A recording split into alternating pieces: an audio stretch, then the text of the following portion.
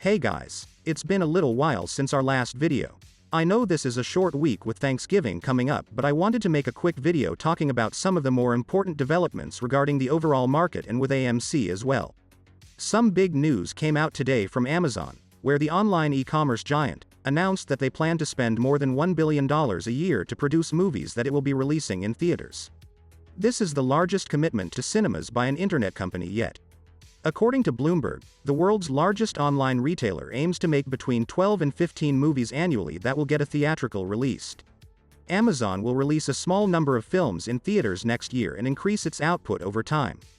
That number of releases puts it on a pay with major studios such as Paramount Pictures. Even though Amazon is in a cost-cutting mode due to the overall ramification of higher rates and the state of the worldwide economy, the company is ramping up its investment in original movies following the $8.5 billion acquisition of MGM, the 98-year-old Hollywood studio. Theaters are set to welcome the new product from Amazon, whoever it arrives. AMC got a nice big jump in stock price following these set of news. Of course, this can only benefit AMC in the long run. It also points to the beginning of perhaps a change that will continue to precipitate through the coming months and years. For too long, Wall Street and the corporate media have made it their mission to say that streaming is going to push people out of theaters and led theaters themselves into bankruptcy. Indeed, we have actually seen many theaters go out of business in the recent years due to the inability to make a full recovery following the pandemic restrictions. But this new step from Amazon of all companies show that the thesis behind theater bankruptcy has not been shared or adopted by everyone in the market. Amazon clearly views potential in theaters such as AMC and they plan on capitalizing on it. As I have always said, there is plenty of room for both streaming and releasing films on the big screen. I compare these two to music. The onset of digital media allows us to enjoy listening to music and podcasts wherever we go nowadays, but that has not taken away artists' ability to drive in tickets for concerts. This is because going to a concert and listening to music on your phone are two different ways to consume products, and the same reasoning stands with AMC. You go to a movie to enjoy a movie differently than that when you put a movie on Netflix. The short thesis for AMC is beyond comprehension because it is flawed at its core level. AMC as a company has a long way to fully recover and a lot of debt to pay off, but I do think they are on a good path and don't think they will be going anywhere, fundamentally speaking. The big news came today with Fed officials apparently seeking to slow down the pace of interest rate hikes. Officials concluded earlier this month that the central bank should soon moderate the pace of interest rate increases to mitigate risks of over-tightening, which signals that they are leaning toward downshifting to a 50 basis point hike in December. A substantial majority of participants judged that a slowing in the pace of increase would likely soon be appropriate. However, in addition to that, Jerome Powell said that rates will probably ultimately go higher than official September forecasts indicated. Various officials concluded that rates would ultimately peak at a higher level than previously expected, which is pretty much exactly what we talked about on my last video last week on Wednesday. I told you guys that the Fed will follow lower CPI reports with higher rates and excuse it under the mantle that the economy is improving and that it can withstand the short-term pain of higher rates for the chance to combat inflation growth. In another quite interesting revelation, Fed staff told officials during the gather that their assessment of the risk of a recession had grown to almost 50-50, which is the first warning since the central bank began raising rates in March. So how did the market react? Did stocks go down as these news show negative forward sentiment? Absolutely not. Remember, the market is absolutely backwards when it comes to pricing in things. We have seen it throughout the entire year. For every bad news that came out, a big rally followed.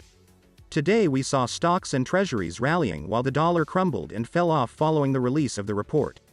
Investors took the message to be dovish and began pumping things up because who cares about a recession when people don't spend money? Stocks need to go up right now because big money needs to lie to investors that things are improving.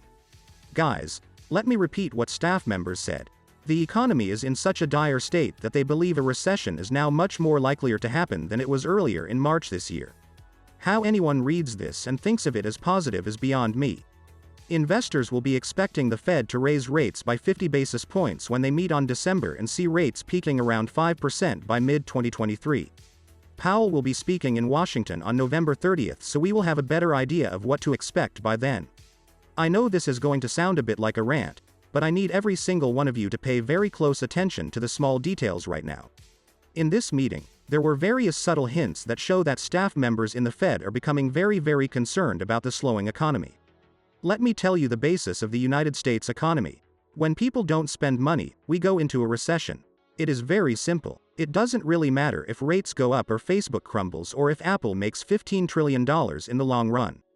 What matters here is, are people going out and buying stuff? You need money circulating in this economy or things go backwards so fast you end waking up with no money at all. Well, if what I read in the bunch of articles I went through today is right, staff members at the Fed are becoming increasingly scared, not only bearish, but actually scared about what is going to come. A slowing economy is by no means any indicator of good things to come. Jerome Powell of all people knows this, hence why it makes sense to think that the terminal rate will be higher than previously stated. What was most interesting here is the Fed, who appears to not want to be held liable for a liquidity crash due to higher rates. Since our last video, more and more companies are coming out with huge layoffs and halting recruitment. This is definitely not the picture of an improving economy at all, but apparently bulls disagree. Bulls seem to be betting that inflation has been solved and that things from here on out will be better, especially with pivot coming. Taking inflation for granted is one of the dumbest things you can ever do, especially when consumer spending is becoming more and more doubtful into the future. Look at how the big banks and finance institutions have not begun buying aggressively. Do you really think they would be the last to know if things reached a bottom? Of course not. They would be the first ones to know and the first ones to buy the dip, but so far they are holding all their money cash. Housing market continues to be in a dire state right now. In fact, even the most bullish of analysts have done a 180 and have begun to say that homeowners should be preparing for an ugly 2023. A huge price correction is underway and the value of properties is set to experience big changes in the near future. I do not think the fall of the housing market will be similar to that of 2008, but I still believe it will be pretty crushing for many people. It won't be devastating, but it's going to sting for a while. If anything, don't even look at the numbers, look at Warren Buffett, the greatest investor of all time. Warren Buffett once said one of the metrics he watches for a reversal in the housing market is a reduction of housing starts. As a result of consumers being turned off by high mortgage rates and builders being compelled to cut back, construction on new homes decreased 4.2% in October, with this trend expected to continue through 2023. U.S. housing starts slowed to an annual pace of 1.43 million last month. Single-family housing starts dropped 6.1% to a rate of 855,000. Compared to October of 2021, housing starts fell 8.8%. It is believed that prices at the national level will come down 10% from peak to trough, bottoming sometime during summer next year. As such, putting in all the new information available to us together right now as of November 23rd, I believe what we are expecting now is a double-dip recession. A double-dip recession refers to a recession followed by a short-lived recovery, which is then followed by another recession. One good indicator of a double-dip recession is when the GDP growth slides back to negative after a few quarters of positive growth. They often include a slowdown in the production of goods and services that brings renewed layoffs and investment cutbacks. A double dip is very bad for the economy for obvious reasons, and the recovery tends to take longer. However, I don't recession alone will be the one causing factor for this, but rather stagflation. As you all know, I expect a recession next year.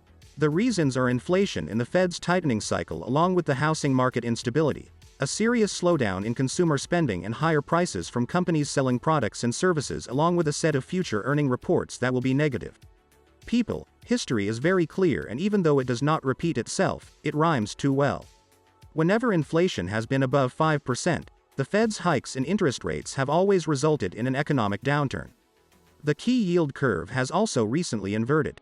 Because of the slowdown in money supply growth, I believe that high inflation will continue through 2023 and into 2024 due to excess increase in money supply due to Fed's ridiculous money printing during the pandemic.